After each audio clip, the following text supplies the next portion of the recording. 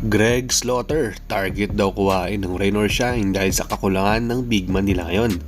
Sa nangyaring injury nga dito kay Kate Datu at limited minutes din kasi ang bibigay nila kay Bo Belga. Pero option din daw sina Justin Chua at Michael Miranda na naging player din daw ni Coach Yeng.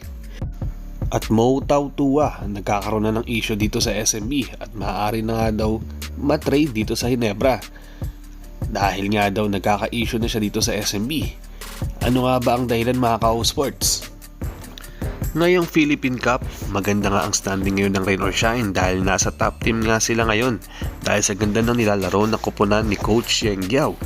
Kaso sa hindi nga inaasahan sa sunod-sunod na injuries ng mga players, lalong-lalo na big man position, kung saan limited nga lang sila ngayon, na-injured nga kasi ang primary center nilang si Kate Datu na maganda pa naman ang nilalaro ngayong conference. Nakatala pa nga siya sa isang game na Blackwater ng 20 points at 8 rebounds na meaning ay nakakakuha na nga siya ng tiwala dito kay Coach Yeng at malaki na din ang nakakontribute niya sa Rain or Shine. Kaso mas lumala nga kasi yung injury niya at baka natagalan nga talaga siya makaka-recover mga ka-sports ha. Oo, nandiyan nga itong si Bo Belga, kaso limited lang ang minutes na binibigay sa kanya ni Coach Yeng dahil mas iniinda niya nga itong vertigo at hindi nga ito basta-basta mga ka-sports na sakit. So under monitoring nga itong si Bo at ayaw nga siyang pwersahin ni Coach Yeng. Since kulang nga sa big man ang Rain or Shine, naisip niyang kumuha sa mga free agent ngayon. At may mga nakikita nga sang chance na itong sina Justin Chua at Michael Miranda na kung saan naging player niya nga dati sa NLEX Road Warriors. Kagandahan nga yung mga ka-sports ay may outside shooting nga sila pareho at pamilyar na kahit papaano sa sistema na pinapatakbo ni Coach Yeng. So wala na masyadong magiging problema at hindi na nga sila mahihirapan masyado. May mga konting adjustment na lang silang kailangan gawin dahil bago nga ang mga teammates na makakasama nila. Healthy na din naman itong si Justin Chua dahil nga sa pagkatapos siya makarecover dati sa injury. Kaya ready na ang makipagdikdikan ulit yan. Tapos itong si Miranda, medyo matagal nga din itong natenga dahil wala nga kumukuha sa kanyang kupunan. So ito na nga rin talaga yung chance niya na ulit na makabalik na sa PBA at ipakita yung talent niya ulit dito under Coach Yeng Giao.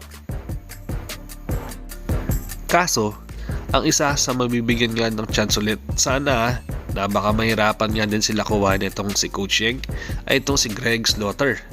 Baka malaki lang din kasi ang asking price ito na salary dahil nga madami na rin itong napatunayan daw sa PBA at nakapaglaro siya international.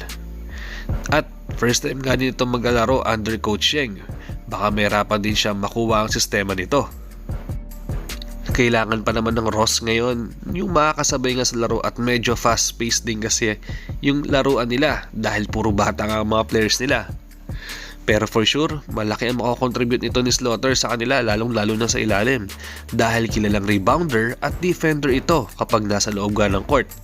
Kaya abang-abang na lang tayo mga ka-sports kung sino nga ba ang kukuhain ng Rain or Shine para madagdag sa lineup nila. Sa second topic naman natin ay tungkol naman dito kay Mo Tautua. Kung papapansin nyo nga mga ka-sports hindi nga masyado nagagamit tong si Tautua ngayong conference para nga sa SMB dahil ayon nga sa isang kuliglig, nagkaka-issue daw ito sa management dahil parang nagde-demand na nga siya ng playing time. Alam nyo naman na hindi nga siya makakakuha ng bigger minutes dahil nandiyan nga itong si Junmar Fajardo na kung saan kapalitan niya nga sa posisyon niya.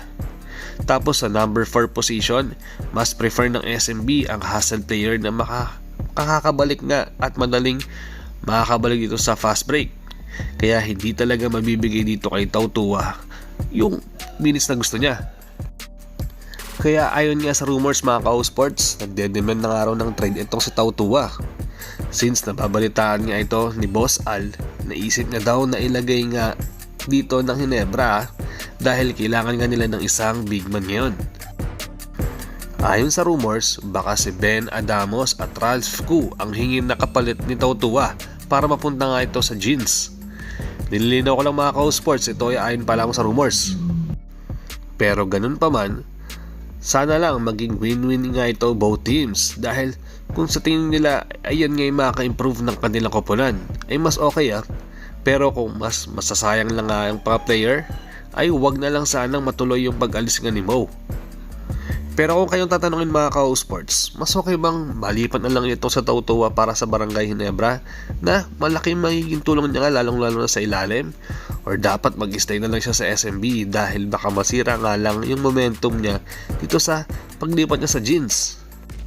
Okay na din naman nga din siya ngayon dito sa SMB.